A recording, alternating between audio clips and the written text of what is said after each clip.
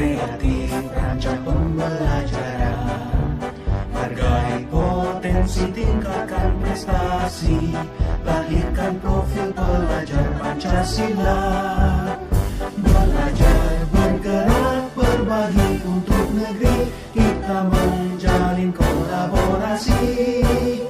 Belajar, bergerak, berbagi untuk negeri, demi bakti pada Ibu Pertiwi.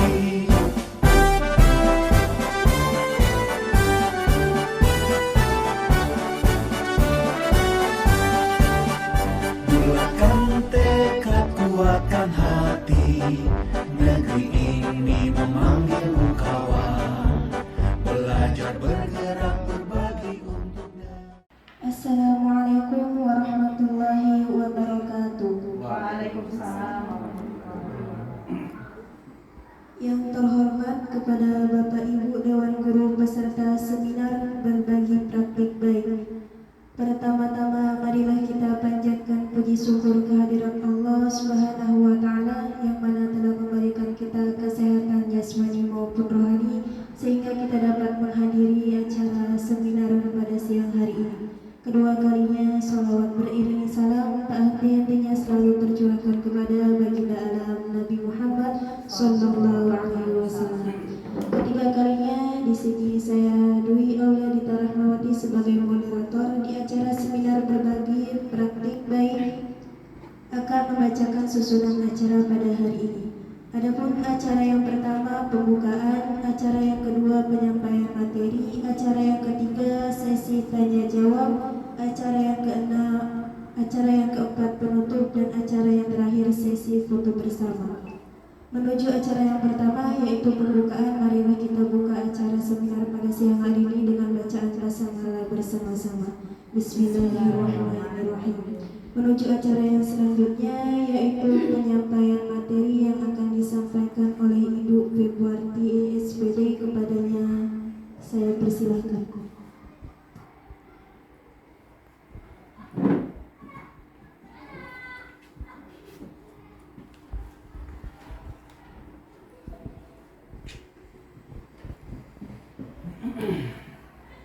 Assalamualaikum warahmatullahi wabarakatuh. Waalaikumsalam warahmatullahi Apa wabarakatuh. kabar Bapak Ibu semuanya?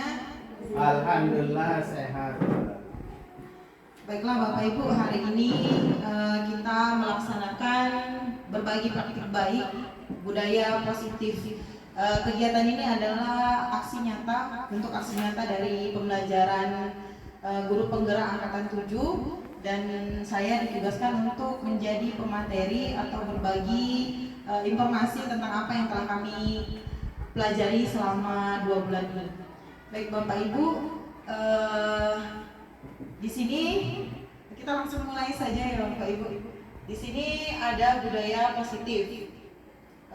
Kemudian tujuan yang akan kita capai pada pembelajaran ini yaitu yang pertama menjadikan guru memiliki posisi control manager atau membentuk disiplin sekolah dan manusiawi. Di situ Bapak Ibu tujuan kita. Nah, ini kesepakatan kelas kita Bapak Ibu. Yang pertama adalah hadir tepat waktu, yang kedua mengisi daftar hadir. Ada yang sudah mengisi daftar hadirnya? Sampai mana daftar hadir? Oke, terima kasih Bu. Yang ketiga berdoa. Yang keempat diam ketika ada yang berbicara. Yang kelima izin sebelum berbicara. Yang keenam aktif dalam diskusi. Dan yang ketujuh tepat waktu mengerjakan LK atau lembar kerja. Nanti kita ada lembar kerja yang sudah saya bagikan Bapak Ibu, nanti kita isi sama-sama. Baik, kita icebreaker Bapak Ibu. Icebreaker ini kita melihat beberapa gambar. Jadi Bapak Ibu nanti memberikan pendapat Bapak Ibu dari gambar berikut. Nih, gambar yang pertama. Apa menurut Bapak Ibu? Apa yang dikerjakan oleh ibu itu dan anak-anak itu? Potong rambut gak itu? Memotong rambut. Oke, terima kasih Bu Nuri. Yang lainnya? Ada makna di balik gambar itu Bapak Ibu. Oh, mereka sedang berpikir tapi dipotong. Benar gak Pak? Pak Jan? Gimana? Ayo. Gimana di Bapak Ibu? Memotong imajinasi anak. Memotong imajinasi anak. Oke. Gimana? Ada lagi? Gimana Pak Zainuddin? Sunarsi gimana? Apa kira-kira makna dari situ? Nanti ada 3 gambar ya Bapak. Ini yang pertama. Oke, terus ibu ini siapa sih sebenarnya Bapak Ibu? Guru. Terus itu adalah siswanya Bapak Ibu. Nah, inilah salah satu pendidikan di Indonesia Bapak Ibu. Kita selalu memaksakan anak dengan keinginan kita. Ketika mereka berpikir tentang lingkaran, tapi kita sudah menyuruh mereka untuk buat persegi. Padahal bentuk bangunan datar itu banyak. Nah, seperti itu Bapak Ibu. Sama seperti matematika, 1 tambah 1 2. Padahal banyak 2 itu bisa menghasilkan banyak hitungan. Bisa 0 tambah 2.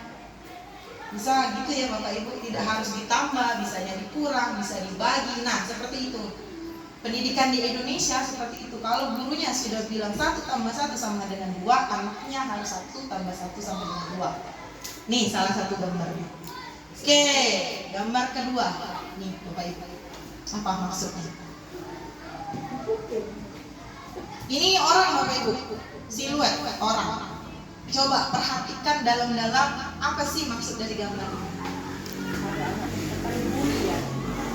Oke, ada yang bilang pembulian. Ya, ini perlakuan bully kan Pak? Iya, oke, bagus. Secara garis besar ini adalah pembulian. Ya.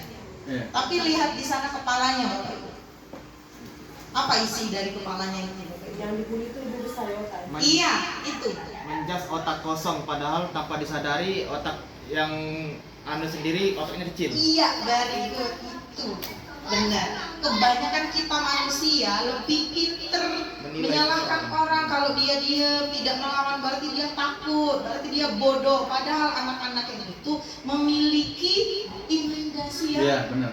luas Bapak Ibu. Anak-anak diam itu biasanya diam-diam menghanyutkan. Oh ternyata dia pinter, diam aja nggak berani. Mungkin kitanya sebagai guru yang kurang menstimulus. Iya, Begitu. kurang pandai membuka. Gitu ya Bapak. Dari icebreaker ini juga kita bisa nih. Dari satu gambar ini bisa tahu siswa kita ini menilainya seperti itu. Oh itu nilai seperti itu gitu. Sekali lagi, ada satu. Ini Bapak Ibu. Gambar ini ada orang-orang yang lagi mendorong sesuatu dan ada yang berbeda di situ. Maksudnya apa? Kira-kira. Ini icebreaker kita. Apa maksudnya? Itu tuh sebenarnya kotak. Ini cara itu sebenarnya segi 4. Sebenarnya ini kotak kubus galau, tapi yang satu ini dihancurkan menjadi bulat. Menjadi bola ya. Maksudnya tuh Pak, Apa? dia lebih cerdas dari yang pada yang lain kan? Oke, iya ada yang bilang ini lebih cerdas dari yang lain. Ada lagi Bapak Ibu? Bener gak Pak? Mau? Ada Bapak Ibu? Biar lebih cepat ya. Iya, lebihnya Pak ya bener kok. Iya. Menunjukkan menguji kemampuannya. Iya. Berpikir kritis. Iya, tuh Bapak Ibu. Nih ya, ini adalah salah satu anak-anak yang berbeda.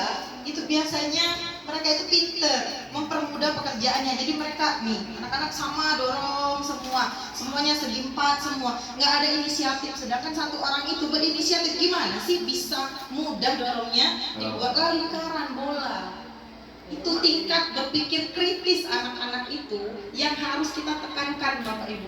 Jangan kalau misalnya perkalian, kita harus menghafal perkalian terus, jadi itu kan kesulitan. Nah, cari cara cepat agar mereka itu bisa menghasilkan perkalian yang sama, tapi tidak harus menghafal, karena nggak semua anak itu menghafal, itu salah satunya. Nah, kelas baca tulis misalnya, ada anak-anak itu disleksia, nggak bisa dia nulis A, B, C di sana tuh nggak bisa. Nah, gimana caranya? Mungkin dengan pasir, mungkin dengan slime, yang slime itu banyak cara. Jadi dari sini, inilah sebenarnya anak-anak kita itu berbeda, Bapak Ibu. Mereka semua memiliki karakter, atau mereka itu dari lahir sudah membawa karakter mereka masing-masing. Mereka tuh unik. Tinggal kitanya saja membentuknya mau jadi apa. Mau jadi kotak itu, mereka akan menjadi pegawai-pegawai seperti kita. Atau menjadi yang bulat itu, mereka akan menjadi pengusaha kaya, karena memikirkan untuk hidupnya itu lebih daripada orang lain. Tapi satu, dia berbeda. Nah, ketika berbeda itu biasanya dibully, Bapak Ibu. Bisa jadi temannya yang membuli, bisa jadi gurunya membuli. Karena biasanya kita ini agak sensitif dengan anak-anak yang berbeda. Pasti kita bilang anak ini nakal, anak padahal itu mungkin gaya belajarnya. Itu ya Bapak Ibu. Oke, sudah panas? Ini materi kita Bapak Ibu. Mungkin selama 2 jam, 1 sampai 6, tapi semoga tidak sampai 2 jam. 1, kita akan belajar tentang disiplin positif dan nilai kebajikan universal. Yang kedua, tentang motivasi, hukuman, dan penghargaan. Ya, sama dengan restitusi. Nanti kita belajar apa itu restitusi. Yang ketiga, keyakinan kelas. Keyakinan kelas itu sama dengan kesepakatan kelas yang sudah kita bahas tadi. Kita buat kesepakatan dulu agar anak-anak itu tahu, oh aku sudah melanggar batas. Nah, nanti kita bahas. Yang keempat, kebutuhan dasar manusia. Yang kelima, 5 posisi kontrol seorang guru. Ini Bapak Ibu tentang seorang guru ya. Dan yang keenam, segitiga restitusi, cara kita mengajar. Oke. Kita lanjut ke materi pertama. Nih Bapak Ibu ada pertanyaan. Menurut Bapak Ibu, apa sih makna disiplin? Menurut kita, apa sih disiplin itu sebenarnya? Yang seperti apa disiplin itu? Harus tepat waktu. Oke, Dami. Iya, ikuti peraturan ya Bapak Ibu. Terus apa lagi? Ada lagi? Apa sih maksud? Kamu tuh harus disiplin, nak. Nah, disiplin itu sendiri apa? Anak-anak kan kadang nggak tahu maksudnya disiplin itu apa. Taat dan patuh. Taat dan patuh. Iya, itu rakyat. Patuh dengan waktu kan. Iya, patuh dengan waktu, patuh dengan peraturan, patuh dengan gurunya. Itu rata-rata kita sebagai guru saat ini. Nah, menurut Ki Hajar Dewantara, Bapak Ibu, berbeda. Disiplin itu adalah di sini self disiplinnya itu kemerdekaan. Nih Bapak Ibu, kemerdekaan di sana. Di mana ada kemerdekaan, disitulah harus ada disiplin yang kuat. Sungguh pun disiplin itu bersifat self-disiplin, yaitu kita sendiri mewajibkan kita dengan sekeras-kerasnya, tetapi itu sama saja. Sebab jikalau kita tidak cakap melakukan self-disiplin, wajiblah penguasaan lain mendisiplinkan diri kita. Dan peraturan demikian itulah harus ada dalam suasana yang merdeka. Oke, dijelaskan di sini bahwa mencapai kemerdekaan dalam konteks pendidikan kita saat ini untuk menciptakan murid yang merdeka, syarat utamanya adalah harus disiplin yang kuat. Disiplin yang dimaksud adalah disiplin diri yang memiliki motivasi internal. Jika kita tidak memiliki motivasi internal, maka kita memerlukan pihak lain untuk disiplinkan kita, atau motivasi eksternal karena berasal dari luar bukan dari dalam. Jadi Bapak Ibu, disiplin itu adalah sebenarnya motivasi dari anak itu sendiri. Itu yang harus kita tekankan, bukan dari kitanya. Kita ini hanya sebagai fasilitator saja. Atau motivasi internal, eksternal kita. Jadi kemauan mereka sukanya matematika. Biasanya anak itu rajin matematika, tapi biasanya membacanya kurang. Biasanya kelas 1 anak-anak yang pintar ngitung, nulisnya kurang biasanya. Bacanya agak lambat. Mereka yang biasa pintar baca, matematikanya agak kurang biasanya. Nah, itu adalah motivasi dia, senangnya kemana. Kita sebagai guru tidak memaksakan kamu harus bisa semua. Tidak, hanya memfasilitasi saja. Itu adanya kemerdekaan tadi Bapak Ibu. Makanya sekarang kurikulum kita adalah kurikulum merdeka. Itu. Oke, lanjut. Nilai kebijakan. Beberapa institusi atau organisasi pendidikan telah memiliki nilai-nilai kebijakan yang diyakini dan disepakati bersama. Salah satunya adalah nilai-nilai kebajikan yang ingin dicapai oleh setiap anak Indonesia yang kita kenal dengan profil pelajar Pancasila. Ada Bapak Ibu sudah tahu di kurikulum Merdeka itu ada namanya profil pelajar Pancasila. Ada 6 Bapak Ibu. Ada yang tahu? Nih Bapak Ibu, profil pelajar Pancasila ada 6. Yang pertama, boleh mau dari mana saja. Biasanya dari ketuhanan. Ketuhanan, ya nggak kelihatan nih Bapak Ibu, maafkanlah. Ketuhanan itu nomor 1 yang ini Bapak Ibu. Kuning. Ketuhanan. Ketuhanan, dia ketuhanan, jadi tidak Allah saja, tapi banyak Tuhan itu banyak kan, agama banyak di Indonesia. Terus yang kedua, berpikir atau berbineka, Cerdas. Ya. Bentar Pak, berkebinekaan kebinekaan global. Oh iya.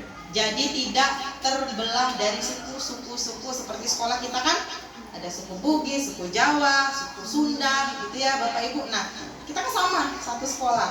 Sudah ada profil Pancasilanya. Tidak ada yang membuli sesama suku, nggak ada kan Bapak Ibu? Tuh. Terus bergotong royong. Pernah kita melakukan gotong royong sama anak-anak piket salah satunya Bapak Ibu. Terus ada kreatif. Ada berpikir kritis dan yang terakhir mandiri. Itu profil Pancasila yang harus kita tuju untuk anak-anak kita yang harus kita bentuk Bapak Ibu. Itu nilai kebijakan yang patut kita masukkan saat ini di anak-anak, di Guru Merdeka. Mereka belajarnya itu Bapak Ibu. Jadi kita membentuk mereka berketuhanan, terus ada berkebinekaan global sudah kita jalani, terus bergotong royong juga oke, kreatifnya Bapak Ibu. Terus berpikir kritisnya dan mandiri. Mandiri itu mereka tanpa guru bisa belajar seperti hari ini. Oke, lanjut. Ini Bapak Ibu ada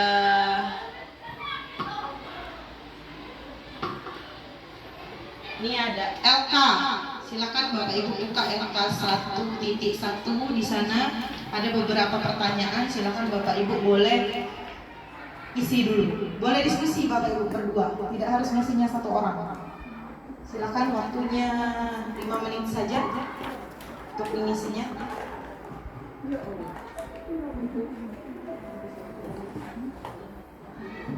Yang pertama, apakah Anda hadir karena tidak ingin ditegur oleh pihak panitia atau pengawas Anda dan mendapatkan surat teguran?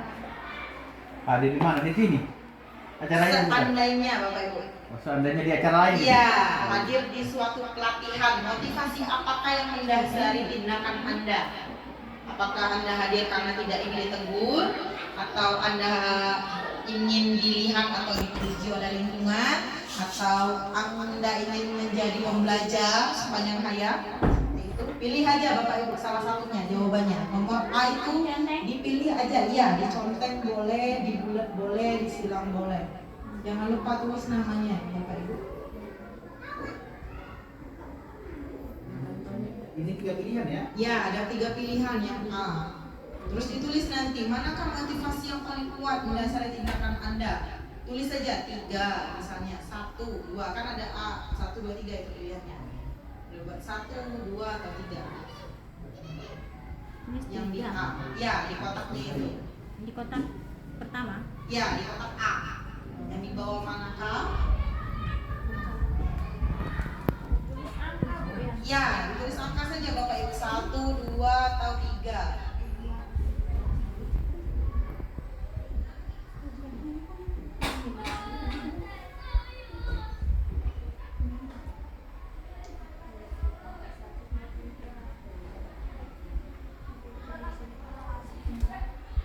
Sudah selesai? Yang B, bila di sekolah Anda tidak ada aturan yang memberikan surat teguran bagi guru yang sering datang terlambat, atau tidak ada batasan yang memberikan Anda penghargaan menjadi karyawan terbaik karena sering tepat waktu, apakah Anda tetap datang tepat waktu atau untuk mengajar murid-murid Anda atau tidak? Jelaskan.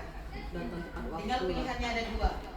Kalau kita tidak ada teguran dan tidak ada penghargaan, kira-kira apa yang akan kita lakukan ketika kita datang ke sekolah? Mau terlambat atau mau rajin? Kalau terlambat kita tidak dapat teguran. Kalau kita rajin tidak dapat pujian. Kira-kira mau milih tetap rajin tanpa penghargaan atau terlambat tanpa teguran? Jelaskan apa itu? Tanggung jawab.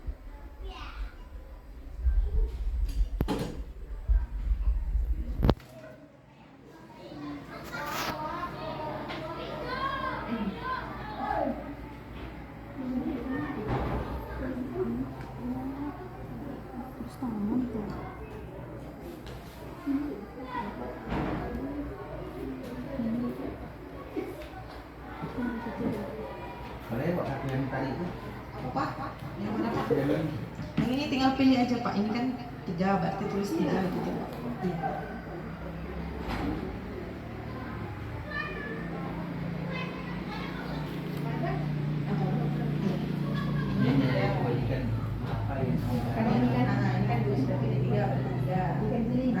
saja tulis juga. Oke. Ini.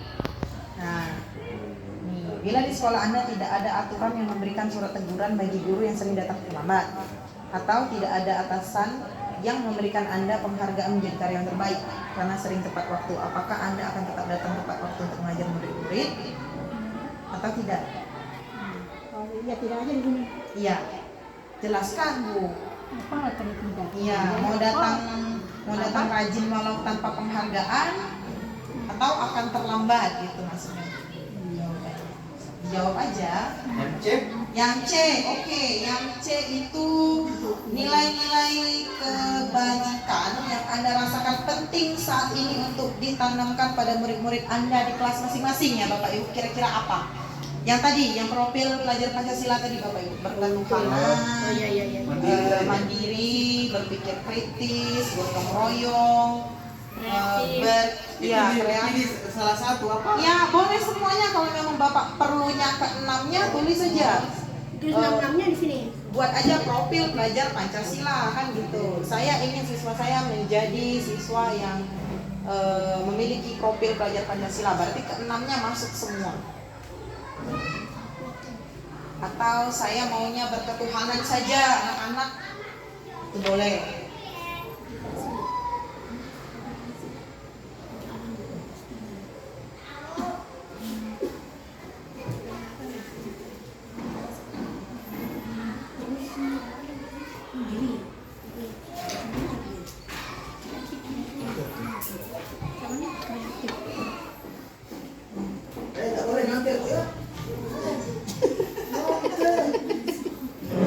Jadi ada berkebinekaan global, ada bergotong royong, banyak. Ada kreatif, ada bernalar kritis, ada mandiri, ada berketuhanan. Boleh dipilih misalnya Bu, saya maunya nulis di situ berketuhanan karena baik gitu. Ada boleh, nggak apa-apa. Atau saya maunya yang kreatif, rupanya guru matematika. Atau semua-muanya boleh.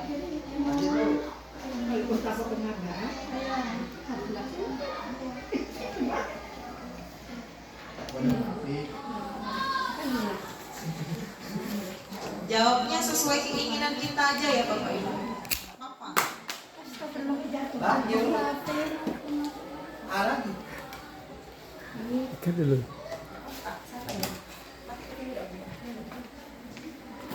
Belum 30 menit. Dia tadi tuh tunduk terus kali kaki. Sebagai seorang guru saat Anda hendak mengajar di kelas tanpa waktu, tepat waktu, motivasi apakah yang Kewajiban seorang guru apakah Anda tidak jadi masalah lah. Penghargaan sama teguran Bu. dan kemudian Baik, kita lanjut ya Bapak Ibu. Kedua, tentang motivasi perilaku manusia.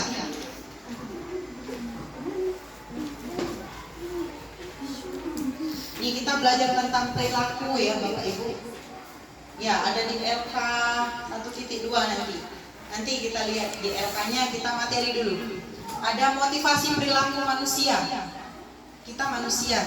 Ada motivasinya. Yang pertama, dari Dien Gosen itu ada Reconstructing School Discipline. Ada 3 motivasi perilaku manusia. Yang pertama, untuk menghindari ketidaknyamanan atau hukuman. Biasanya pertanyaannya untuk memotivasi diri itu biasanya ini, apa yang akan terjadi apabila saya tidak melakukannya?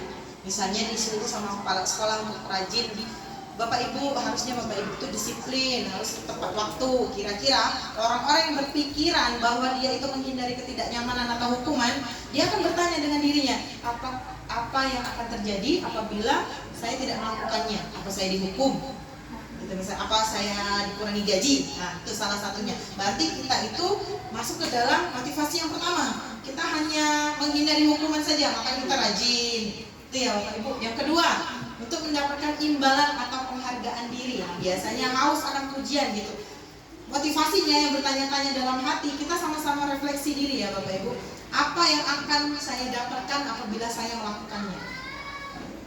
Kira-kira naik gaji gak ya aku nih? Misal ya, tuh nih yang kedua. Atau yang ketiga, untuk menjadi orang yang mereka inginkan dan menghargai diri sendiri. Jadi dia sadar dia perlu itu dan dia senang. Nah, itu biasanya gini, akan menjadi orang seperti apa kalau saya melakukannya.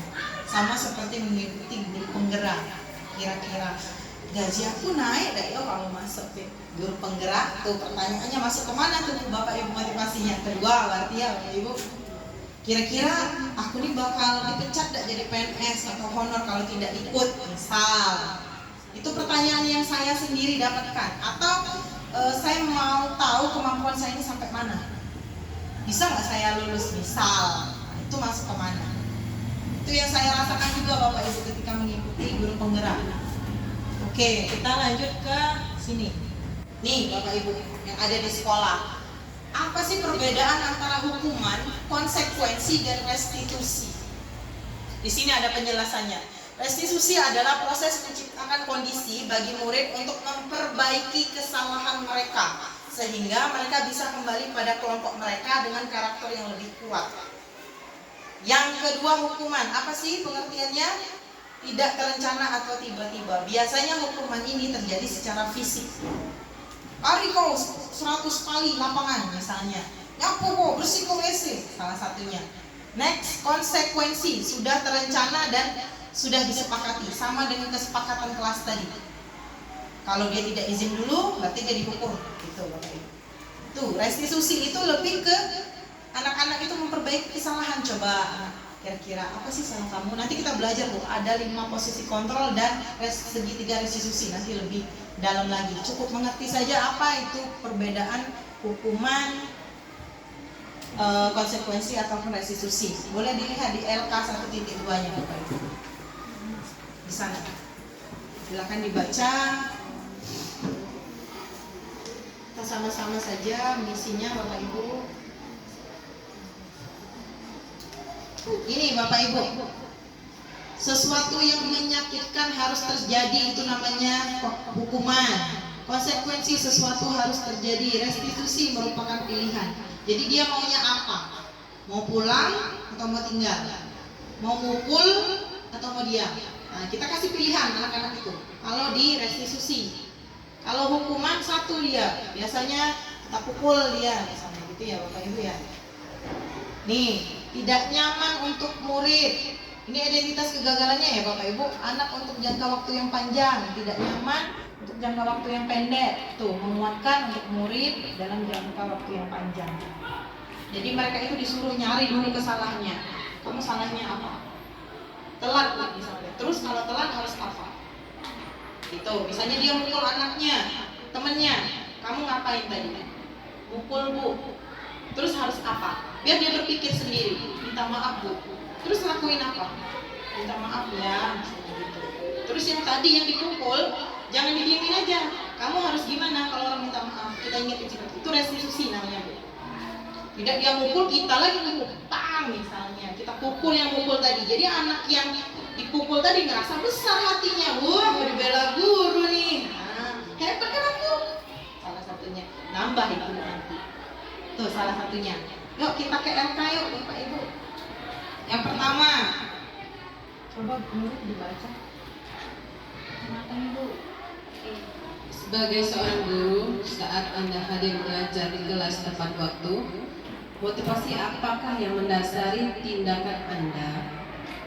Apakah Anda datang tepat waktu karena tidak ingin ditegur oleh atasan Anda dan kemudian mendapatkan surat peringatan, menghindari ketidaknyamanan dan hukuman, atau Anda ingin mendapatkan pujian dari atasan Anda dan mendapatkan penghargaan sebagai karyawan atau guru berprestasi, mendapatkan imbalan atau penghargaan dari orang lain, atau Anda ingin menjadi orang yang menghargai waktu, menghargai diri Anda sendiri sebagai teladan bagi murid-murid Anda karena Anda percaya tindakan Anda sebagai seorang guru akan dicontoh oleh murid-murid Anda, menghargai nilai-nilai diri sendiri. Manakah motivasi yang paling kuat mendasari tindakan Anda, atau bahkan kombinasi dari dua motivasi atau bahkan ketiga-tiganya? Tinggal dipilih aja Bapak Ibu. Mau jadi Yang terakhir tadi ini? Iya. Yang terakhir ini tadi? Iya. Jadi yang terakhir bagaimana? Iya, pilihan yang terakhir Tulis saja 3 berarti. Kan ada tadi 1, 2, 3, ada 3 motivasi kan Bapak Ibu. Tinggal pilih aja mau 1 Jadi dan 2 misalnya. 3 aja ya. Ya, kalau mau 3 tulis 3 saja. Oke. Soal nomor 2. Siapa yang mau baca?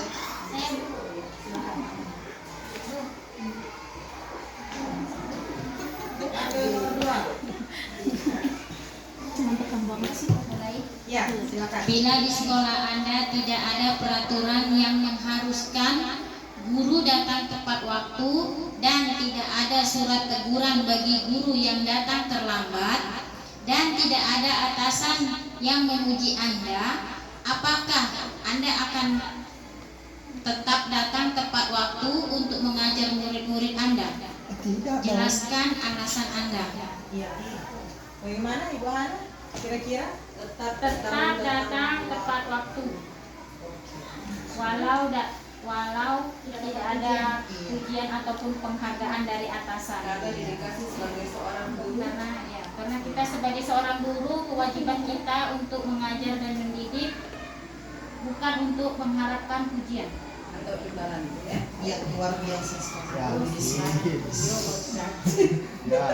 Karena kita sudah ditimbali gaji ya Bapak Ibu. Gaji itu kewajiban. Jadi jawab ibu. Kalian kuliah. Jawab saja, boleh. Akan tetap datang. Iya. Walaupun tidak dapat penghargaan. Walaupun tidak digaji tetap ya.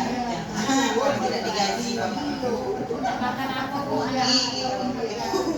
Tak makan langsung ya. Tetap tepat Waktu. Oke, next nomor 3 Sri ya. Langsung jawabannya Bu. Ya apa pas ada diskusi maksudnya. Strategi apa yang selama ini Anda terapkan untuk menanamkan disiplin positif pada murid-murid Anda? Bagaimana hasilnya pada perilaku murid-murid Anda? Iya. Gimana Ibu? Strategi. Iya, strategi kita dalam disiplin anak-anak kira-kira.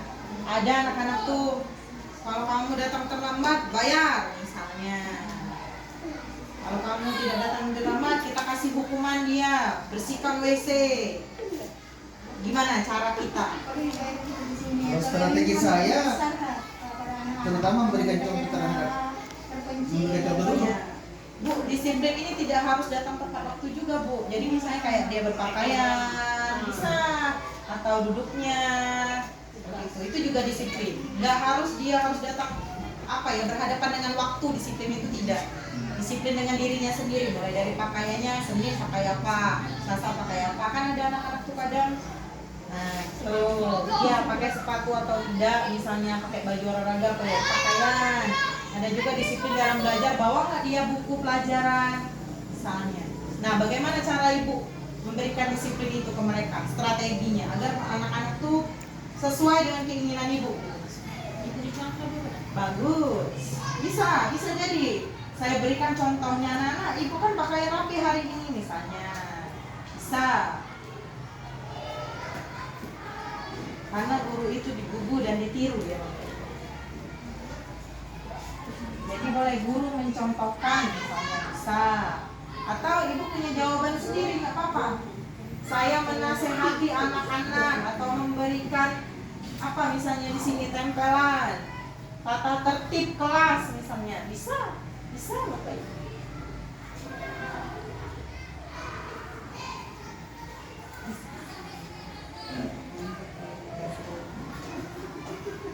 Tulisannya miring-miring. Nggak apa-apa Bu, jangan aja terbalik. Kelihatannya ada apa?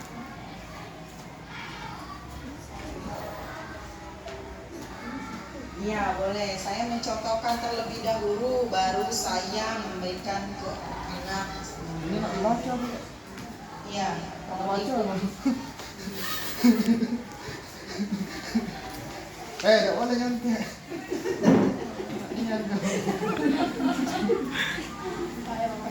Iya. Next. Panjangnya lehernya. Next di sini nih Bapak Ibu, dihukum oleh penghargaan. ada sedikit kadang kita terlena dengan penghargaan dan memberi penghargaan ke Dan anak-anak. titik satu Pak. Ya, nanti Bapak Ibu ini dulu sebentar aja. Ini anak-anak besar ranking 1 kita kasih kado. Ternyata itu salah satu yang salah Bapak Ibu. Yang kurang benar sebenarnya. Di sini Alfikon menjelaskan saat kita berulang kali menjanjikan hadiah kepada anak-anak agar berperilaku bertanggung jawab, atau kepada seorang murid agar mempelajari sesuatu yang baru, atau kepada seorang karyawan agar melakukan pekerjaan yang berkualitas, kita sedang berasumsi mereka tidak dapat melakukannya atau mereka tidak akan memilih untuk melakukannya. Itu sebenarnya dihukum oleh penghargaan. Jadi kita itu menjadi orang yang miskin. Kita menantikan kalau aku ranking 1 berarti dikasih buku hadiah. Nah, itu salah satunya. Ternyata salah. Sama kita juga, kalau aku ini nanti gaji aku naik misalnya ya. Tuh, kalau aku tidak datang ya, tidak cair ini. Kalau salah datang, ternyata kita dihukum oleh penghargaan. Jadi kita mungkin mencari hal lain agar kita memberikan penghargaan yang baik ke anak-anak. Caranya memotivasi anak itu agar lebih giat dan lebih mempertahankan prestasinya. Yang pasti jangan kita imbali hadiah Bapak Ibu. Itu tadi salah satunya kita dulu yang mencontohkannya. Gitu. Atau kita boleh kasih hadiah ke mereka setelah beberapa kali mereka membuat gitu. Jangan misalnya kalau kamu juara 1 nanti ibu kasih ini. Itu maksudnya. Jangan kalau kamu pintar nanti ibu kasih. Jangan seperti itu maksudnya. Jangan kita kasih penghargaan yang berbentuk gitu Bapak Ibu. Jadi cara lain Bu? Cara lainnya salah satunya kita memuji dia. Kita puji, jadikan contoh. Anak-anak itu biasanya lebih senang gitu jadikan. Nah, coba contoh Bu Hana kan rajin hari ini. Ganteng kan dia. Jadi anak-anak yang lain Nanti Bu. ayo Bu besok juga. Jadi kitanya juga Bapak Ibu harus lebih jeli melihat perubahan anak-anak. Yang motong rambut misalnya, yang pakai dasi misalnya. Nah, di situ merdeka itu di situ Bapak Ibu. Gurunya yang harus lebih teliti melihat perubahan anak-anak tadi. Jadi reward itu tidak harus berupa bentuk gitu. Iya, Bapak Ibu. Tidak harus berupa barang maksudnya Bapak Ibu. Termasuk seperti piagam gitu. Oh, kalau piagam itu beda lagi. Beda Itu lagi. tidak, itu penghargaan yang berbeda Bapak. Bukan berarti dia nanti aku dapatnya snack, dapat apa gitu ya. Kalau itu penghargaan kan ada namanya. Iya, iya. Kita bisa jadikan alasan piagam itu sebagai motivasi dia juga. Itu. Misalnya, nih nanti foto kalian ditempel di sini. Enak karena ini bisa digunakan. Nah, piagam itu kan lebih manfaat untuk melanjutkan ke jenjang berikutnya. Mungkin bisa dapat beasiswa. Enggak diperbolehkan tadi apa? Seperti hadiah buku misalkan ya. Ya buku misalkan tak. Karena anak-anak ini banyak alam. Talem. Yang Tingginya dia. tidak minta bumi. Galonya minta alam. Seluruhnya asli minta alamnya. Alam. Mm-mm. Ya Pak Bayu ya. Oh, bukan main WA tiap hari, minta alam. Tidak anak, tidak guru, tidak. Apa Be? Ngapa udah kata sinyalnya tuh? Iya, itu juga tuh ngapa udah sinyal. Sambungkan lagi. Suami minta alam. Lain cerita itu, Bu. Minta alam. tapi kalau aku Bu, kalau udah seminggu enggak balik baru laki minta alam. Nah, lain cerita. Kakak itu Kak.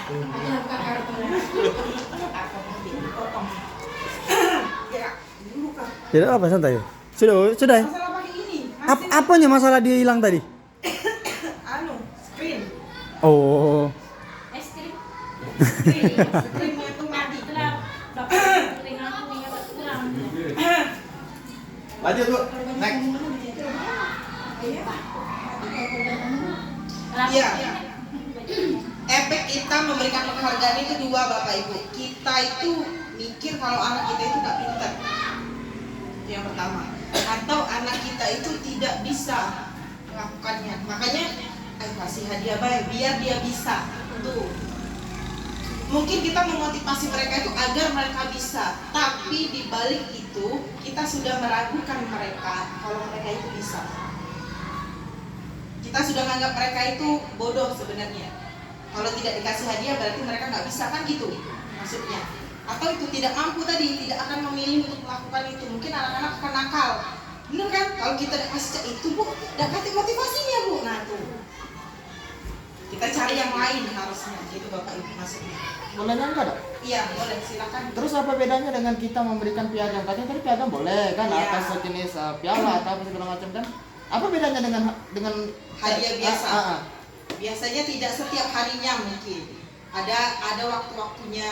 Maksudnya kan kalau seperti piagam ataupun itu lebih ke prestasi yang lain gitu loh maksudnya. Sedangkan kalau untuk belajar, motivasi mereka belajar setiap harinya itu loh. Maksudnya jangan kasih permen. Jadi atau maksudnya kasih- jangan dijanjikan untuk mendapatkan hadiah. Ketika dia berprestasi baru diberikan hadiah. Beda lagi.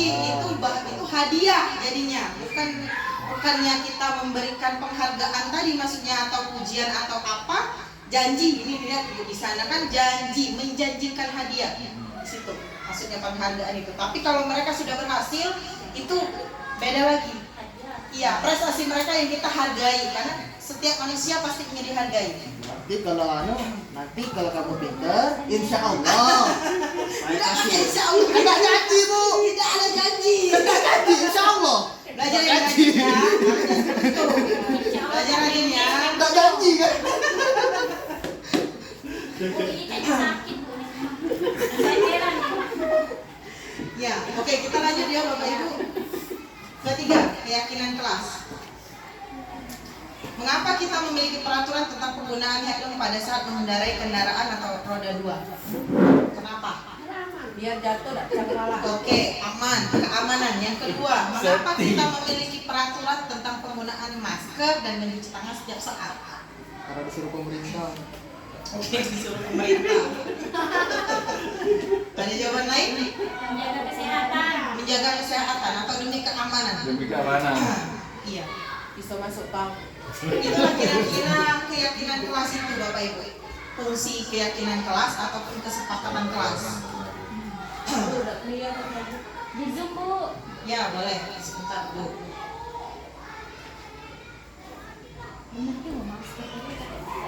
Gimana Bu? Nah, jadi Keyakinan kelas 1. Setiap anggota kelas perlu belajar. Setiap anggota kelas perlu senang. Setiap anggota kelas perlu melakukan tugas. Setiap anggota kelas perlu saling menghargai. Setiap anggota kelas perlu merasa aman. Fungsi dari keyakinan kelas itu Bapak Ibu untuk menjaga anak-anak itu tidak lewat batas gitu maksudnya. Mengingatkan saja. Jadi kalau mereka nakal, mukul misalnya, kamu ingat nggak keyakinan kelas kita apa? Harus saling menjaga, harus saling sayang. Tidak harus seperti ini Bu. Kelas satunya bisa jadi tidak kencing di kelas. Tuh salah satunya. Tidak menangis, tidak Iya, bahagia di dalam kelas berarti artinya tidak menangis gitu tuh. Yang kelas 5 selalu berpikir positif. Terus senantiasa menjadi diri terbaik. Terus percaya dan menghormati orang lain serta barang miliknya. Tuh anak-anak biasanya kelas 4, 5, 6 ada yang kadang ngambil punya orang lain. Nah, ada keyakinan kelas ini yang membentuk mereka itu yakin. Karena ada penelitian bilang kalau kita sudah mengatakan aku nggak bisa, maka 1000 saraf kita mengatakan kita tidak bisa yang mengakibatkan kita tidak bisa. Makanya butuhnya stimulus positif tadi. Aku pasti bisa, aku pasti bisa. Jadi saraf kita pun memaksa tubuh kita untuk melakukan itu bisa. Jangan ngomong, ayah nggak bisa. Iya. Kayak Kayaknya aku nggak mampu loh kalau mau. kayak ngobrol kopi komputer nih laptop ini, udah bisa. Iya. Udah tua. Aku nggak kena. Kita sudah memukuli diri kita sendiri dengan kegagalan. Nah, itu juga Bapak Ibu ya, teguran untuk gurunya di dalam kelas kita juga. Jadi anak-anak kita, aku udah bisa Bu, aku kan udah pinter. Nah, keyakinan kelas itu Bapak Ibu. Setiap kita itu pasti bisa. Bisa kita tulis di keyakinan kelas kita, bisa kita tempel, kita ingatkan lagi setiap harinya. Aku bisa. Nah, bisa dikasih yel-yel misalnya. Bisa baca, bisa tulis, gitu ya, mungkin bisa.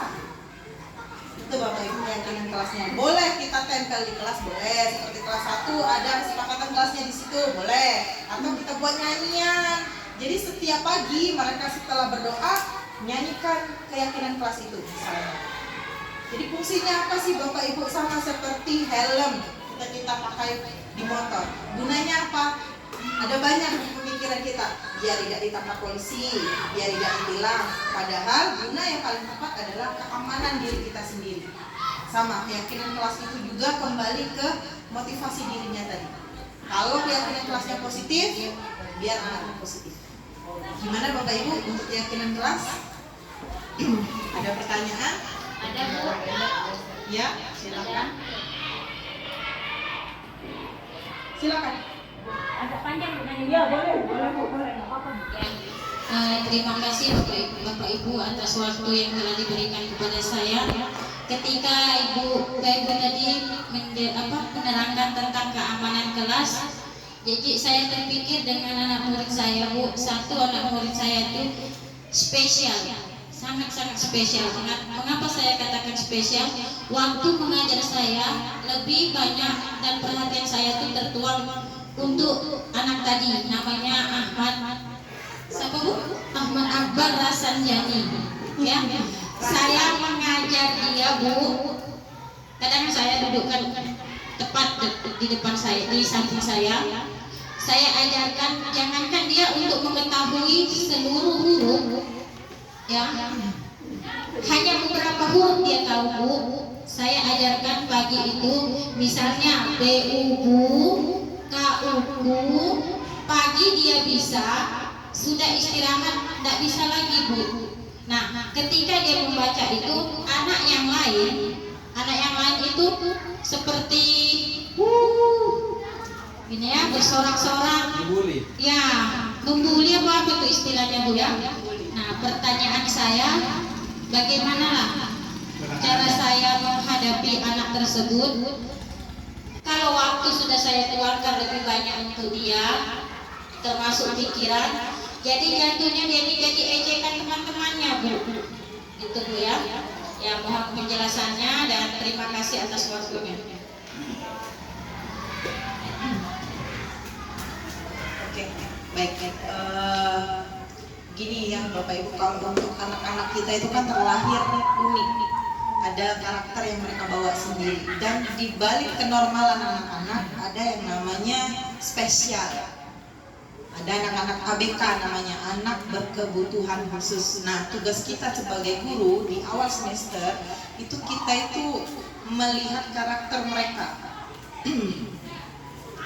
Jadi sebenarnya ketika awal di kurikulum merdeka ada P5 namanya Bapak Ibu, kita itu memberikan angket ke orang tuanya apa yang mereka bisa, apa yang anaknya suka, apa yang anaknya bisa di situ. Jadi di situ kita bisa melihat, oh anak ini ternyata nggak bisa nulis kalau kelas 1, kelas 5 oh anak ini tidak bisa perkalian.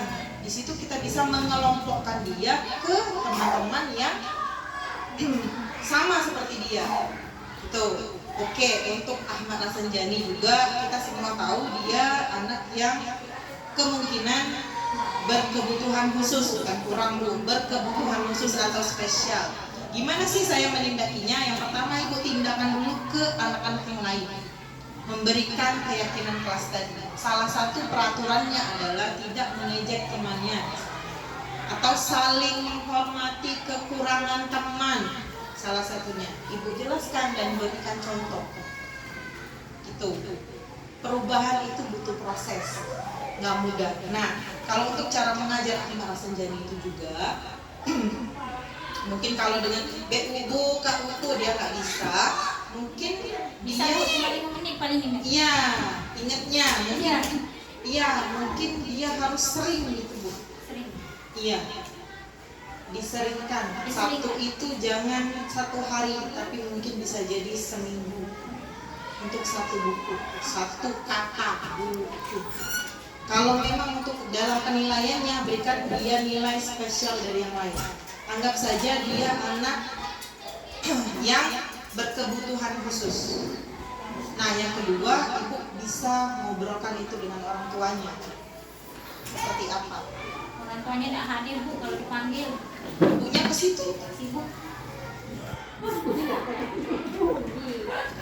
Nanti kita sama-sama pikirkan gimana. Kalau Pak Jai gimana Pak Jai? Kedatangan orang tuanya ke sekolah. Iya, Iya. iya. Kita jelaskan bagaimana kekurangan kita tuh. Komunikasi kita dengan orang tua dulu, Mbak. Jadi kita harus nyambung ya. Ya, kita juga guru-guru yang lain bukan cuma satu aja. Iya. Semua kita juga ikut itu Bapak Ibu. Jadi guru orang tuanya tidak menyalahkan satu orang. Itu. Jadi ada 3 hal Bapak Ibu. Yang pertama kondisikan dulu anak yang lain. Yang kedua Ibu tetap mengajari dia. Yang ketiga sambil berkomunikasi dengan.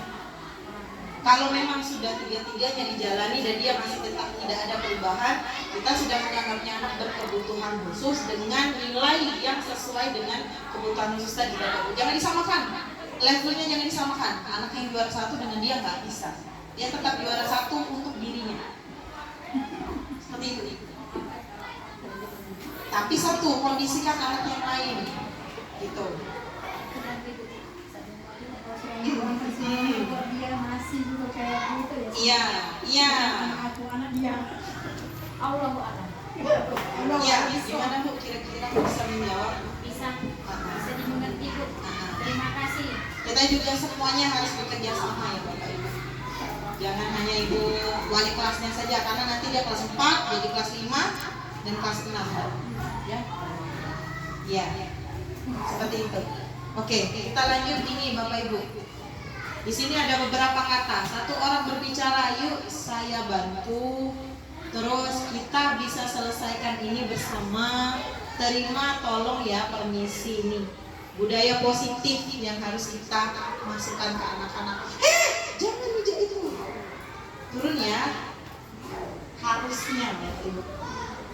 Dan budayakan tolong. Terima kasih.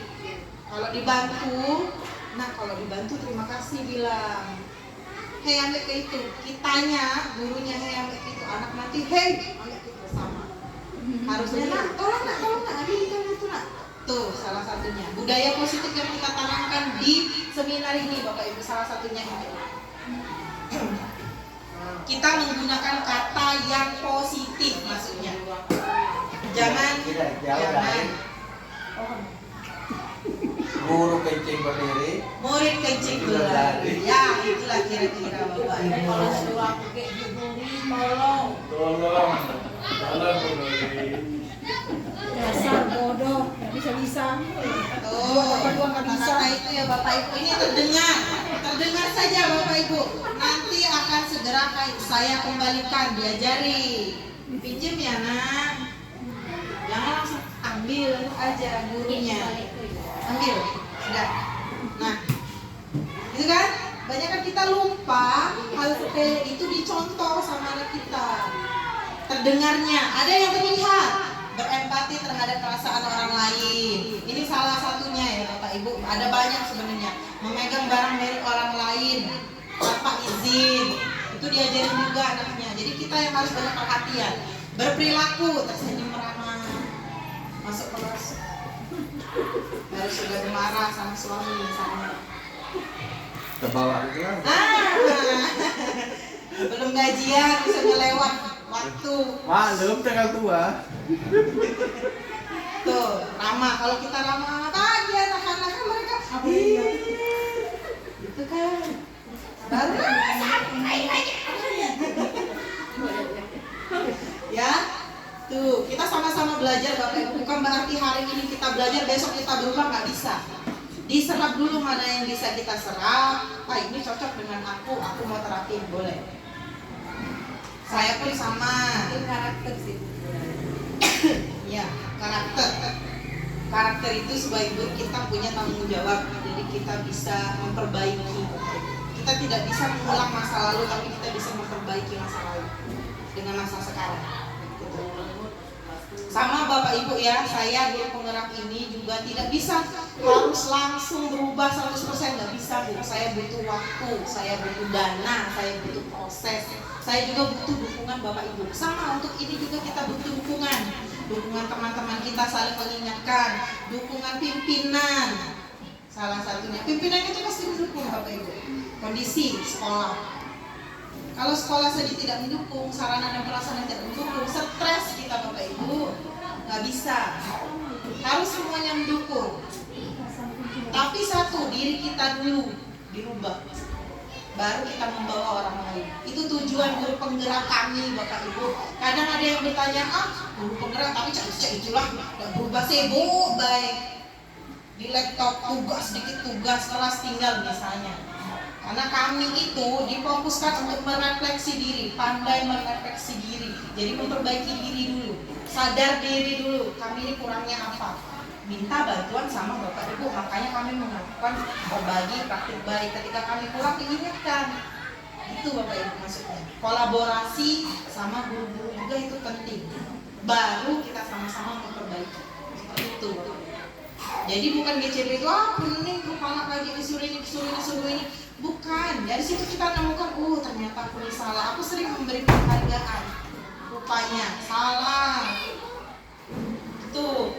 Kata-kata yang jangan nak, nggak boleh ini, nggak boleh. Kata tidak dan jangan sebenarnya tidak boleh kita pakai. Turun ya nak, sini nak, cepetlah kamu. Ayo nak jalannya pelan-pelan. Gitu. Jangan jalan cepet-cepet. Itu kan banyak kan. Jangan di situ, jangan di sini, jangan dibanyakan jangan. Makanya dilanggar sama anak-anak. Tuh jadi terdengarnya harus baik. Jadi Bu, kalau misal dia nak main becek-becek, silakan Bu, silakan. Hati-hati ya gitu. Atau buat pilihan, boleh main becek-becek. Tapi nanti baju basah. Kirain kalau misal mereka becek-becek, silakan nak. Tidak. Jangan nak, jangan. Maksudnya jangan gitu juga Bapak Ibu. Jangan pergunakan kata jangan. Silakan. Kita boleh tegas dengan anak yang gini misalnya. Mereka mau main becek-becek. Boleh. Satu. Nggak masuk kelas kalau basah. Saya nggak suka kalau ini. Boleh gitu. Jadi anak-anak tegas. Ya ibu ini nggak boleh ya gitu. Jangan main becek-becek. Pasti main becek-becek. Cobalah. Jangan main hujan-hujan. Sering kita pasti main hujan-hujan. Iya Bu, anak aku kalau udah mungkin jangan nangis malah nambah Nangis. Jadi Kita cari. Bukan suruh nangis baik. Menang itu Bu. Kalau secara psikologi menangis itu mereka mengeluarkan emosi.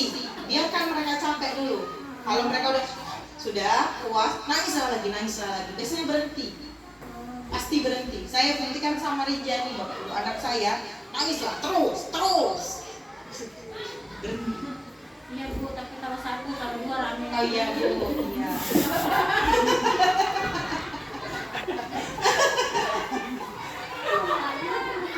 Oke, kita lanjut ya Bapak Ibu.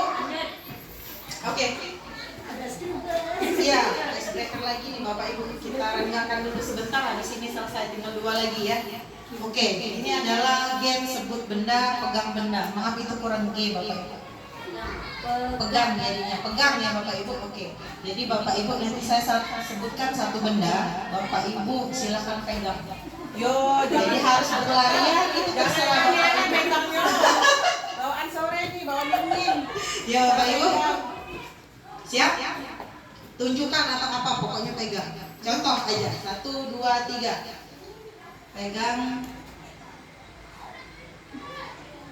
Pegang hordeng. Ya lemah dekat kau. Harus usaha Allah. Oke. Yang kedua, pegang. Yang kedua, pegang sofa.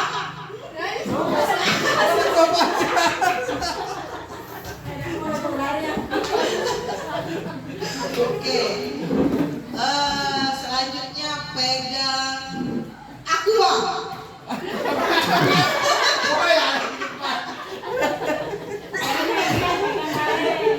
Oke, silakan ambil aquanya Bapak Ibu, boleh diminum dulu. Silakan ambil dulu Bu, minum dulu. Kita istirahat. Ada 5 kebutuhan dasar manusia. Yang pertama ada bertahan hidup, warna putih Bapak Ibu. Kemudian di penguasaan ada kasih sayang dan rasa diterima, ada kebebasan dan ada kesenangan. Ada penjelasannya Bapak Ibu di sini. Bertahan hidup yang pertama. Nih Bapak Ibu, adalah kebutuhan yang bersifat fisiologis untuk bertahan hidup, misalnya kesehatan, rumah, dan makanan. Jadi kebutuhan kita itu kebutuhan makanan. Terus ada juga kebutuhan biologis, reproduksi termasuk dalam adalah bertahan hidup, gitu ya Bapak Ibu. Kemudian di bawahnya lagi ada kasih sayang atau rasa diterima. Kebutuhan meliputi kebutuhan yang adanya hubungan, koneksi sosial, kebutuhan untuk memberi dan menerima kasih sayang, dan kebutuhan untuk merasa menjadi bagian dari suatu kelompok. Jadi bukan sekedar pasangan saja Bapak Ibu, ternyata dalam kelompok belajar juga mereka itu juga anak-anak kita membutuhkan rasa kasih sayang, diterima atau tidaknya tadi, seperti perihalnya Akbar tadi ya Bapak Ibu contohnya. Kemudian ada penguasaan atau kebutuhan pengakuan atas kemampuan. Ternyata itu juga kebutuhan manusia secara natural ya Bapak Ibu, secara alami. Ya, untuk kekuatan untuk mencapai sesuatu, menjadi kompeten, menjadi terampil, diakui atas prestasi dan keterampilan kita, didengarkan dan memiliki rasa harga diri. Ini untuk mengerti kemampuan anak-anak ya Bapak Ibu. Kebutuhan anak-anak kita. Ada kebebasan. Kebutuhan kebebasan sini adalah mandiri, otonomi, memiliki pilihan, mampu mengendalikan arah hidup seseorang. Jadi anak kita juga perlu bebas. Kadang-kadang, kamu mau belajar apa? Gambar Bu, misalnya. Bolehlah dibebaskan sesekali. Biar mereka bisa mengekspresikan dirinya, Bapak Ibu. Terus kesenangan, kebutuhan untuk merasa senang, mencari kesenangan, bermain dan tertawa, itu juga anak-anak kita natural, Bapak Ibu. Kadang kasihlah game, ajaklah nyanyi, misalnya. Itu ya Bapak Ibu, bisa ngerti kira-kira sampai ke situ. Nanti ada LK di sana bisa lebih paham. Anak-anak kita apa yang dia butuhkan. Tuh ada LK 1.4 di sana. Yang pertama,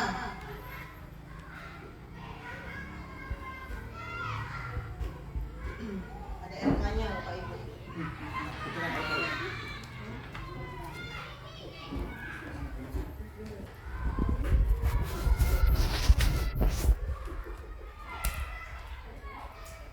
Siapa orang-orang yang paling penting dalam hidup Anda? Silahkan ditulis. Jawabannya pasti berbeda. Ada yang bisa menulis orang tua, ada mungkin yang paling penting itu suami, ada yang paling penting itu anak, atau yang paling penting misalnya siapa? Pacar misalnya.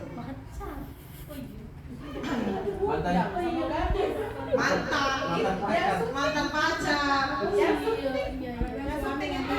Ini dibawa jawaban ini ya Bu? Iya.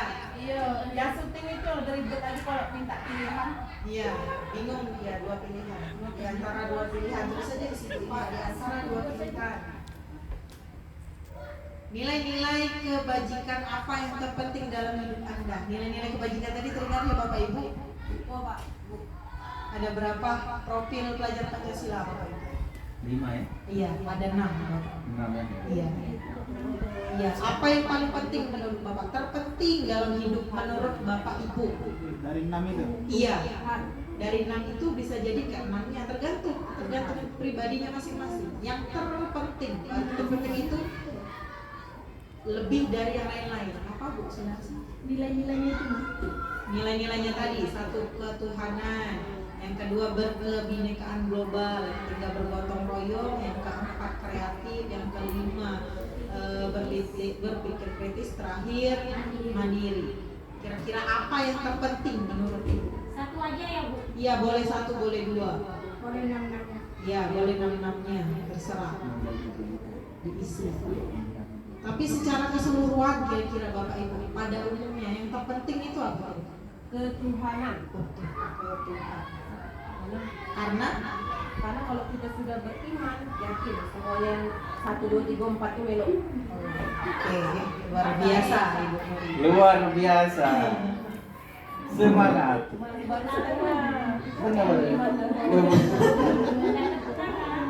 Oke, kalau Anda menjadi orang yang ideal, karakter atau sifat apa yang Anda paling inginkan ada pada diri Anda? Ideal. Ideal itu impian orang-orang gitu. Pengennya dia seperti itu, ideal. Kalau Anda menjadi orang yang Iya, karakter atau sifat apa? Misalnya berwibawa atau sabar, misalnya orang yang paling berkuasa misalnya. Berbagi. orang paling humble. Oke, berbagi, ya senang berbagi, dermawan ya Bapak Ibu ya berbagi. Kalau Pak Bayu katanya orang paling berduit. Dia banyak tanggungan ya Pak. Iya, itu yang paling ideal kan beda-beda Bapak Ibu. Cukup lah ya, cukup mobil 2, cukup. Ya, apa pencapaian Anda yang Anda sangat banggakan saat ini? Misalnya, saya bangga menjadi seorang ibu, boleh nggak apa-apa. Ibu dari 3 anak misalnya. Atau saya bangga jadi guru agama untuk saat ini karena bisa bentuk anak-anak. Boleh, silakan ditulis di sini.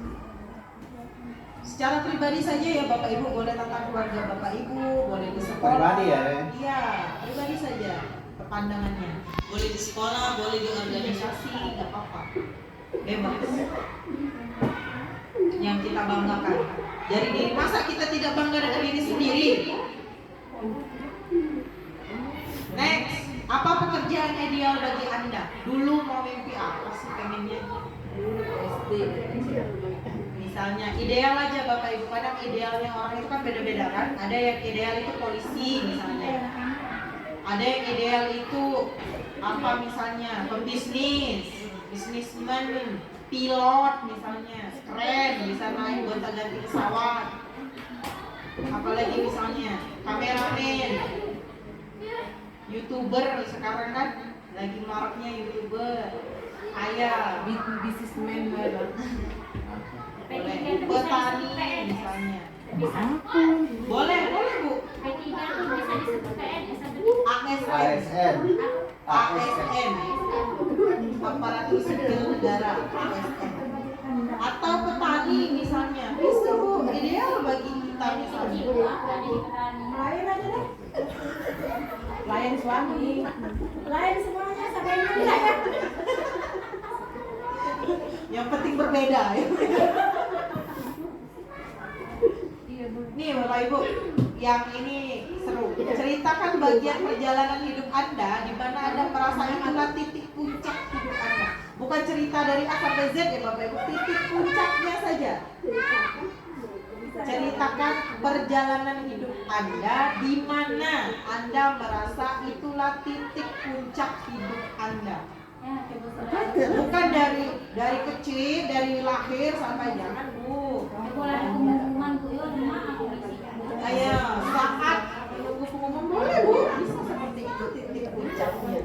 Tinggal 2 pilihan ketika menunggu pengumuman, lulus atau tidak kan itu nantinya.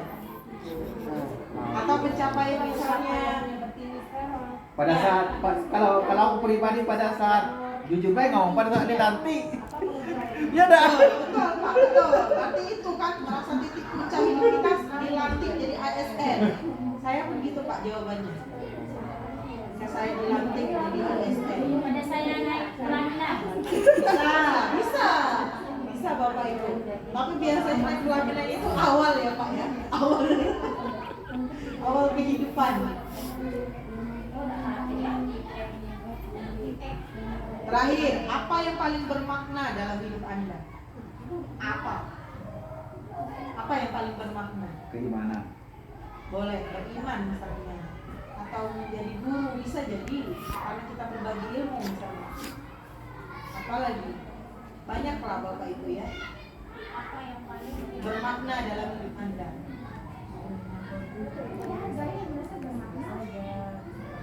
Kalau jawaban saya waktu itu Bapak Ibu di sini, saya bisa menjadi seorang perempuan yang bisa cari uang, bisa juga jadi seorang istri, bisa juga menjadi seorang ibu. Itu jawaban saya. Paling bermakna. 3 kerjaan jadi 1.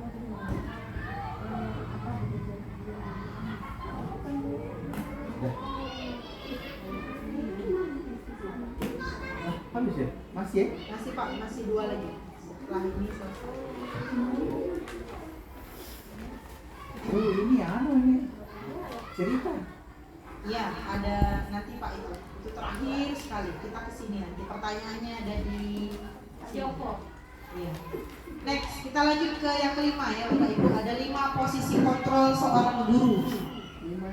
Ada 5. Yang pertama ada penghukum, Ada pembuat merasa bersalah, ada teman, ada pemantau, ada manajer. Menurut Bapak Ibu yang paling ideal? 5 mana sih, Bu? Ini nggak ada Bapak Ibu. Di sini Bapak Ibu. Yang paling ideal posisi kontrol seorang guru itu terletak di mana? Sebelum kita belajar secara mendalam. Ada penghukum, pembuat merasa bersalah, teman, pemantau atau manajer. Teman, oke. Aku manajer deh. Manajer, oke. Manajer itu. Manajer, ada lagi yang lain? Bapak tak boleh ngelok jawaban. Manajer itu Ijek, memanage, kalau jawabannya cuma memilah, 10, menyusun. Hilang, hilang. Yang lain? Gimana Ibu Sunasi atau Bu Hana? Nak jawaban yang bagus-bagus tuh lah di PD Garo. Gak apa-apa Bu, kalau memang itu jawaban kita nggak Manajer, apa-apa. Bu. Manajer. Bu Sunasi? Apa kira-kira yang ideal menurut Ibu? Kalau Pak ini Posisi kontrol kita sebagai seorang guru ya. satu yang atas rekan itu. Pak Jai. Nanti kita bahas. Apa sih bedanya Bu? Penghukum itu seperti apa contohnya? Terus pembuat merasa bersalah itu seperti apa? Oke, ke sini. Banyak yang menjawab. Kalau pemantau, Iya, ini kita bahas. Kita bahas. Jingok baik Bu. Gak usah masuk malah jingok dari jendela baik berpantau. Ini contohnya. Sebentar Bapak Ibu bermasalah. Saya sambil duduk sama Bapak Ibu. Iya, kepala sekolah Pak cocok. Ini penghukum. Seorang penghukum bisa menggunakan hukuman fisik maupun verbal. Contohnya, patuhi aturan saya atau awas. Kata-katanya, kamu selalu saja salah misalnya. Selalu, pasti selalu yang terakhir. Orang yang selalu baik. Nah, gitu ya. Guru seperti ini senantiasa percaya hanya ada satu cara agar pembelajaran bisa berhasil. Giliran makan enak duluan aja. Nih, biasanya penghukum itu gini, ada suara tinggi, bahasa tubuh, mata melotot, jari menunjuk-nunjuk gitu. Biasanya, tapi ada juga yang enggak. Terlambat lagi, pasti terlambat lagi, selalu datang terlambat. Kapan bisa datang tepat waktu? Oh. Hasilnya, ini hasilnya Bapak Ibu. Hasilnya jelek.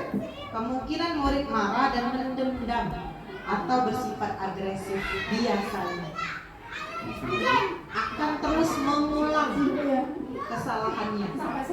Itu perbedaan penghukum. Ini ada pembuat merasa bersalah, salah satunya.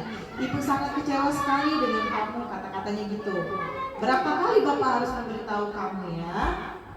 Tuh, gimana coba kalau orang tua kamu tahu kamu berbuat begini? Nah, itu rata-rata gitu. Nanti Ibu laporin ya sama kamu. Misalnya gitu ya, biasanya. Nih, ini pembuat rasa bersalah biasanya ada suaranya memelas, halus, sedih, bahasa tubuhnya merapat pada anak atau lesu, gitu ya. Minta perhatian tadi ya. Adi, kamu ini bagaimana ya? Kamu sudah berjanji dengan ibu tidak akan terlambat lagi. Kamu kenapa sama sekali mengecewakan ibu? Ibu benar-benar kecewa sekali. Tuh, jadi anaknya merasa bersalah Bapak Ibu. Karena kita tadi itu kecewa gitu, ya Allah, ini sudah menyalahkan dirinya sendiri. Hasilnya ini murid akan merasa bersalah terus dan terus. Atau zaman sekarang itu kita menjadi toksik ya, atau racun untuk anak itu sendiri kalau kita dibuat merasa bersalah. Kita timbang kita ini orang yang mana ya Bapak Ibu ya. Oke, next ke teman. Ayo bantulah demi Bapak ya. Ayo, ingat tidak bantuan Bapak selama ini? Ya sudah, kali ini tidak apa-apa, nanti Ibu bantu bereskan. Nah, tuh udah dengar biasanya. Nada suaranya ramah, akrab, bercanda, bahasa tubuhnya merapat pada murid, mata senyum jenaka gitu ya. Asik pokoknya. Adi, ayo Pak, bagaimana sih kamu? Kemarin kamu sudah janji ke Bapak bukan? Kenapa terlambat lagi? Ya sudah, tidak apa-apa. Duduk dulu sana, nanti Pak Guru bantu kamu gitu ya. Nah, biasanya gitu. Bagaimana nanti murid akan merasa senang dan akrab dengan guru? Termasuk dampak positif. Hanya saja di sisi negatif, murid menjadi tergantung pada guru atau manja, kayak benar tadi. Betul sekali. Boleh kita menjadi teman, tapi tetap ada batasnya. Jadi anak-anak itu tidak lenje, gitu ya Bapak Ibu ya bahasa kita. Oke, iya boleh. Next ada pemantau. Peraturannya apa? Tuh, apa yang telah kamu lakukan? Sanksi atau konsekuensinya itu pemantau biasanya. Pemantau itu nada suara datar, bahasa tubuh yang formal. Adi, tahukah kamu jam berapa kita mulai? Tahu Pak. Kamu terlambat 15 menit. Apa kamu sudah mengerti konsekuensi yang harus kamu lakukan? Ya. Paham Pak, saya harus tinggal di kelas. Ya, dan baca-bacalah kira-kira Bapak Ibu. Ya benar. Nanti pada saat jam istirahat kamu harus tinggal. Nah, gitu. Tetap ada hukuman di situ. Bagaimana hasilnya? Murid memahami konsekuensi yang harus dijalankan karena telah melanggar salah satu peraturan. Terus, Bapak, gimana tadi? Lewat. Nih, ada guru tidak menunjukkan suatu emosi yang berlebihan, menjadi marah atau membuat merasa bersalah, itu tidak, datar saja ya Bapak Ibu. Murid tetap dibuat tidak nyaman, yaitu dengan harus tinggal di kelas. Masih ada hukuman di pemantau itu. Sekarang kita lihat bedanya jadi manajer. Tuh, bisa dibaca ya Bapak Ibu. Apakah kamu meyakininya? Jika kamu meyakininya, apakah kamu bersedia memperbaikinya? Jika kamu memperbaiki ini, hal ini menunjukkan apa tentang dirimu? Apa rencana kamu untuk memperbaiki? Nah, kita lebih banyak bertanya. Jadi anak itu berpikir kritis. Di sini aku harus apa ya? Memaksakan dirinya gitu ya untuk berpikir kritis. Rencana berarti nanti kalau aku salah ini aku harus seperti ini. Nanti jelaskan sama dia. Itu. Nih, ini contohnya. Contohnya ya Bapak Ibu. Adi, apakah kamu mau tahu jam berapa kita masuk sekolah? Itu pertanyaan manajer. Tahu Pak, jam 7. Ya, jadi kamu terlambat. Kira-kira bagaimana kamu akan memperbaiki masalah ini? Tuh. Mereka itu langsung dipancing mencari solusi ketika dia membuat kesalahan. Saya bisa menanyakan teman saya Pak untuk mengerjakan tugas yang tertinggal.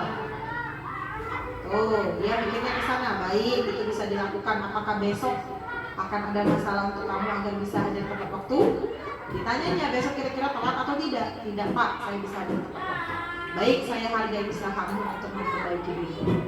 Gimana kira-kira? Anak-anak akan merasa bersalah? Tidak. Dendam kira-kira? Tidak. Jadi posisi kontrol yang terbaik itu manajer. Ya. Kita tidak perlu marah, kita tidak perlu mencari ide untuk menghukum, kita tidak perlu menjadi teman, maksudnya menjadi teman anak-anak sehingga anak-anak manja gitu ya. Kita jadi manajer, jadi teman bisa, mantau bisa, tapi tanpa ada hukuman untuk anak-anak. Mendidik mereka untuk berpikir kritis yang diperlukan di profil Pancasila. Jadi mereka cari solusi sendiri, sama seperti kita. Mau bagus, pikirkan sendiri. Tapi kita hanya mengingat sama guru itu fasilitator, bukan diktator. Next, lanjut ke sini. Nih, di mana posisi kita? Ada dua, di rumah dan di tempat kerja. Kira-kira ada di mana kita? Di rumah, ada di penghukum, pembuat rasa bersalah, teman, pemantau atau manajer. Kalau di rumah, pemantau. Apa? Di rumah ya? Iya, kalau di rumah. Pemantau. Yohana? Teman. Bu Nur? Teman. Darmi? Teman. Sini? Kalau di rumah, oke, pemantau. Fadil? Kalau di rumah jadi apa? Jadi pemantau. Kalau di rumah jadi apa? Kalau di rumah, posisi kontrol kita di rumah gitu. Teman, oke. Kalau di tempat kerja, kau mah jadi penghukum wowo. Atau pembuat rasa bersalah wowo. Wowo lahir. Nih kalau di sekolah kira-kira di kelas nih Bapak Ibu ya, kalau di sekolah kita di harusnya. Tapi begini Bu, boleh nggak mengutarakan pendapat? Ya boleh Pak, boleh Pak. Pendapat apa bagaimana ya? Bagaimana cara solusinya gitu loh? Iya, Karena iya. kondisi alam kita di Sungai Keladi khususnya SD 14 kan begini ya, pengalaman saya di sekarang yang di kelas 6 yang saya pegang. Iya. Seperti kita artinya memposisikan diri di di poin 5 ya, di manajer. Nah, kita terapkan ke anak kita. Tapi bagaimana kita untuk memposisikan keadaan alam ini loh? Contohnya seperti anak saya itu si Yosef yang tinggal di Tanggul Soeharto katanya ya. Iya. Nah, itu gimana ya? Itu kurasa itu perlu dengan kerjasama dari segala pihak mungkin. Iya mungkin ya. Ya ini bukan pertanyaan tapi solusi untuk kita semuanya. Kita diskusi. Iya diskusi. Iya. Kira-kira seperti apa? Iya. Iya Pak. Jadi di manajer ini Pak, kita tidak harus cuma kita saja tidak Pak. Manajer itu kan dia tidak hanya mengatur karyawannya saja tapi dia juga mengatur posisi tempat dia, perusahaan dia itu di mana, masyarakatnya seperti apa, seperti itu. Jadi untuk manajer kita bukan cuma kita sama siswa saja, tidak. Justru komunikasi dengan orang tua itu juga, Bapak Ibu. Sama kalau dia jarang hadir misalnya ya Pak ya, jangan kamu ini kenapa tidak hadir?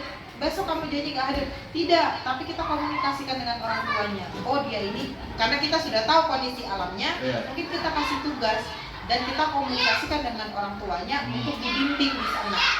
Dan di sini kita tidak bisa dialpakan sebulan. Sedangkan kita sudah tahu anak itu sudah jauh sekali. Dia sudah mau sekolah saja, sudah kita hargai Pak. Itu aja. Kalau anak-anak sudah seperti itu kan, karena kita pun mungkin posisi dia, mungkin kita, sama pasti, itu dengan umur yang seperti itu, Bapak Ibu. Kalau kita dewasa ini, ya kamu kita usahanya mungkin kita bisa memaksakan, tapi kalau anak-anak, nah itu Bapak Ibu manajer itu kita merasakan apa yang dia rasakan, sehingga timbullah solusi tadi. Itu. Nah sama untuk menjadi perubahan itu.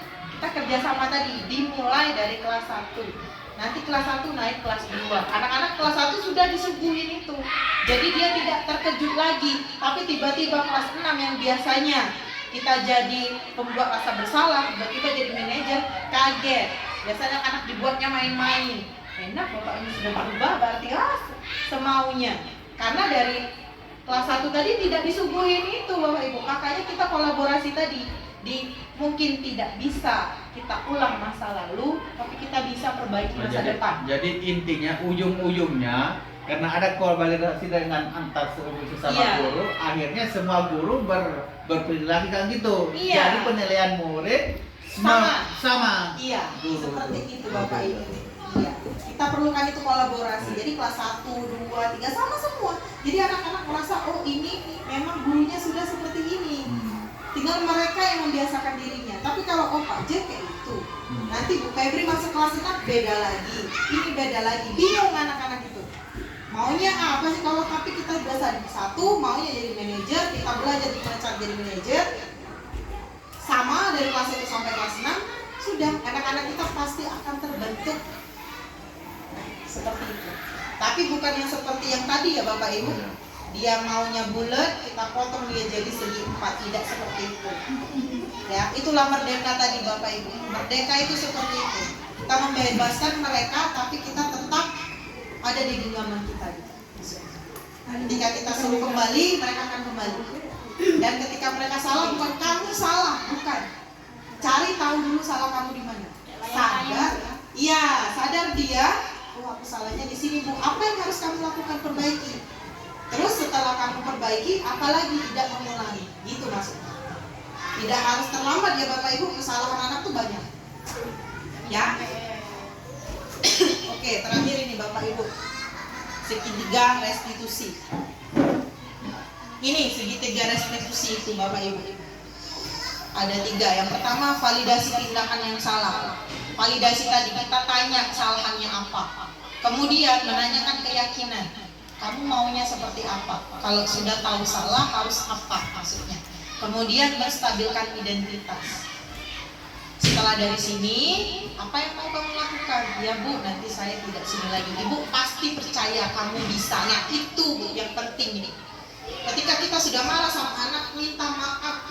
Maaf ya Bapak salah sudah maaf di sini. Maaf ya Ibu salah sudah maaf. Di situ ketika dia mau dendam tidak jadi. Melembutkan hatinya nih di sini, menstabilkan identitas tadi. Diingatkan lagi, karena Bapak itu sayang sama kamu. Nah itu Bapak Ibu pentingnya. Ya, jadi kita validasi dulu kesalahannya. Benar gak dia melakukan itu? Misalnya dia benar gak mencuri? Misalnya itu dulu. Terus kita tanyakan, jangan kita langsung menghardik, kita tanyakan dulu. Ditanyakan, sudah dapat? Oh, baru kasih solusi dan berjanji maksudnya gitu. Saya akan berusaha Bu, tidak seperti itu. Ya Bapak Ibu, nah ada kasus nih Bapak Ibu di sana. Ada kasus di terakhir. Ini pertanyaannya, dari 5 posisi kontrol, posisi mana yang dipraktekkan oleh guru Pak Joko tadi? Silakan dibaca. Siapa saya laku aja kok? Manajer. Siapa saya laku Mario? Ada yang sudah membacanya? Ada Bu. Apa? Silakan Bu Hana dijelaskan dari dialog tersebut. Maksudnya apa?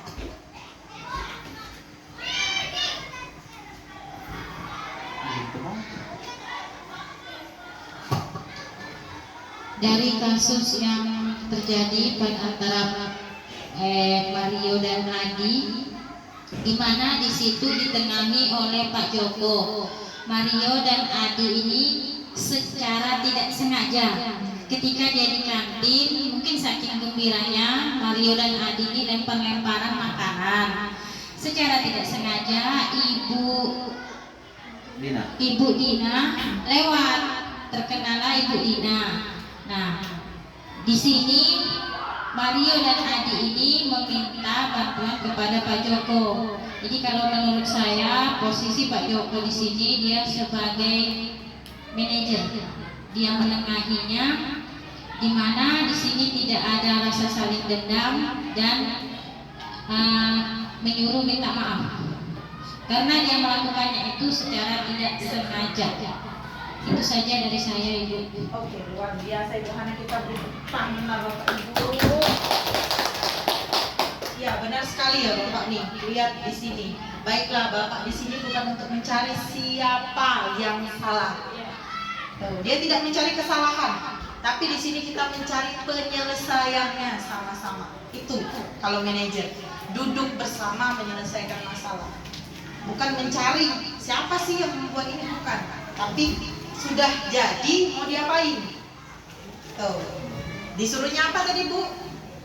Minta maaf. Mari kita bicara tentang keyakinan kelas. Nah, di situ bisa kita ingatkan itu untuk merefleksi kembali keyakinan mereka.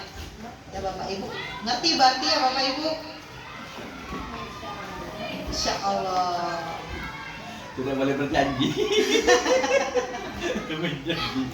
Nih ada kesimpulan dari 6 materi kita. Dari disiplin positif, dari nilai kebijakan, terus ada lagi 5 posisi kontrol, ada segitiga restitusi, ada kebutuhan. Nah dari 6 itu ada yang mau menyimpulkan apa yang kita dapat pada hari ini? 2 orang yang mau menyimpulkan apa yang Bapak Ibu dapat hari ini.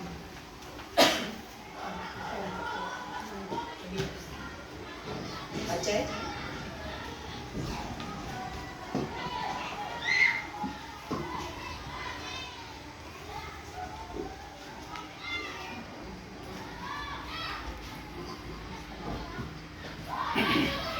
Baiklah, saya akan mencoba menyimpulkan daripada apa yang kita dapatkan pada hari ini. Kalau menurut saya pribadi, setelah mengikuti daripada penjelasan dari CGP kita, intinya yang terpenting adalah kerjasama antar segala pihak, yang terutama adalah antar guru, antar kelas. Karena dari penjelasan tadi, apabila mana kita melakukan suatu kerjasama antar kelas, akan akan tercipta suasana yang nyaman tentunya dalam mentransfer ilmu kita terhadap anak didik kita. Di sini menyangkut juga keadaan murid kita, itu juga kita harus kerjasama kepada orang tuanya. Itu yang kesimpulan yang intinya yang pertama. Dan yang kedua, mengenai dari beberapa simulasi yang kita lihatkan tadi, termasuk tadi ada yang itu lewat. Nah yang ini tadi profil belajar Pancasila, yang mana sekarang ini kita sudah ada 2 kelas yang mencicipi, yaitu Kurmer itu ya. Ya, itu juga kalau menurut pandangan saya juga bagus sekali, di mana profil belajar Pancasila ini ada 6 ya poin yang perlu diterapkan, terutama kita sebagai guru harus memahaminya sebelum kita menerapkan kepada murid kita. Kurasa itu yang sebagai kesimpulan daripada pertemuan kita ini. Mungkin masih banyak lagi yang perlu yang banyak kita dapatkan hari ini, cuma yang dapat saya utarakan hanya sedemikian. Terima kasih. Wassalamualaikum warahmatullahi wabarakatuh. Waalaikumsalam. Ya, silakan. Kesimpulan yang saya berikan singkat, padat dan jelas, yaitu intinya berbuat baik dan membudayakan tindakan positif sesuai dengan tema kita. Mantap sekali. Iya, terima kasih Pak Jai dan Bu Hana. Minta tepuk tangannya Bapak Ibu untuk kita semua. Iya, kesimpulannya adalah yang pertama, mulai dari diri. Refleksi diri. Kita tadi memantaskan kita di mana, itu dulu refleksi, kemudian kolaborasi Bapak Ibu. Ya, untuk mewujudkan budaya positif di sekolah kita, untuk kita dari kita, ya Bapak Ibu. Jadi kalau kita tidak kerjasama, maka siswa kita juga tidak bisa. Itu kesimpulan kita hari ini. Ya, kita refleksikan dulu Bapak Ibu. Ada kata yang sudah saya bagi. Ini refleksinya Bapak Ibu. Nih, tuliskan 3 kata saja Bapak Ibu. 3 kata saja. Misalnya bingung, sedih, misalnya gitu, capek, misalnya gitu. 3 kata itu pun ada Bu. Ya Bapak Ibu. Nih, tuliskan dalam 3 kata saja apa yang Bapak Ibu rasakan setelah mengikuti praktik baik ini. Setelah langsung tempel di sini. Ini lemnya ada di sini. 3 kata saja. 3 kata itu misalnya sapu, baju, celana, itu 3 kata gitu. Ini misalnya sedih, capek, bingung, bosen, ngantuk, misalnya gitu-gitu.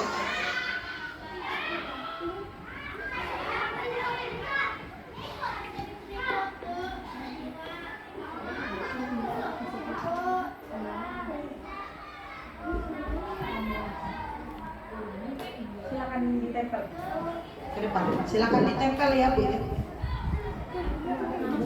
Nggak apa-apa, enggak boleh, nggak apa-apa, terserah, bebas. Tambah senang, tambah pintar, tambah berwawasan. Oke, bagus, luar biasa Ibu Hana. Iya. Silakan ditempel langsung ya Bapak Ibu ya. 3 kata saja ya Bapak Ibu. Nggak apa-apa, miring boleh, tegak boleh. senang tambah ilmu kali. Ya nggak apa-apa Bapak Ibu. 2 nggak apa-apa, harus 3. Terserah.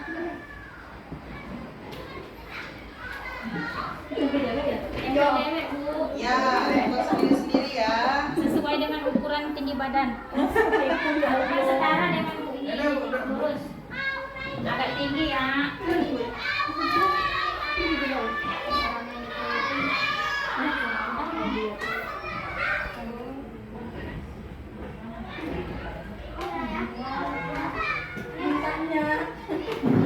Pak Baik juga jauh aja cuma itu baik nak belok nulis.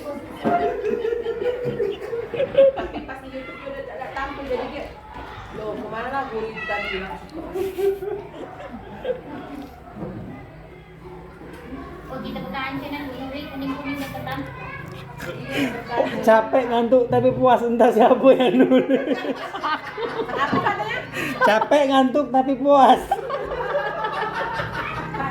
Siapa itu? Siapa itu? Gak tahu. Kata yang tahu kan diacak. Kita baca satu. Kita baca.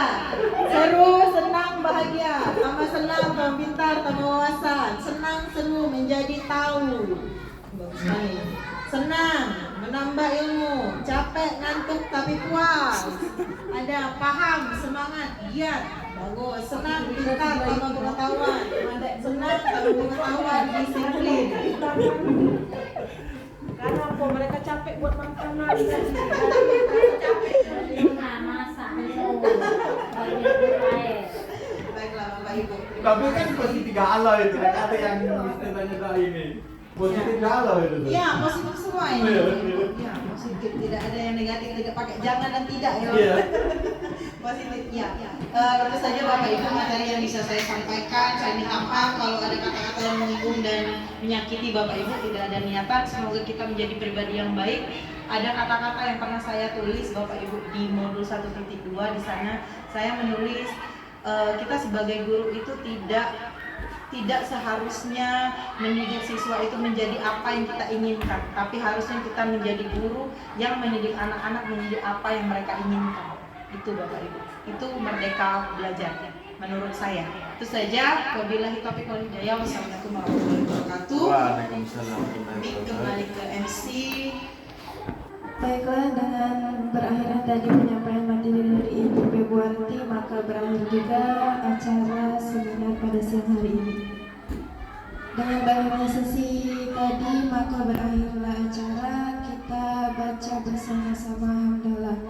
Alhamdulillahirabbil alamin. Baiklah, di sini saya sebagai moderator memohon maaf apabila ada salah kata. Saya akhiri, wabillahi taufiq wal hidayah. Wassalamualaikum warahmatullahi wabarakatuh.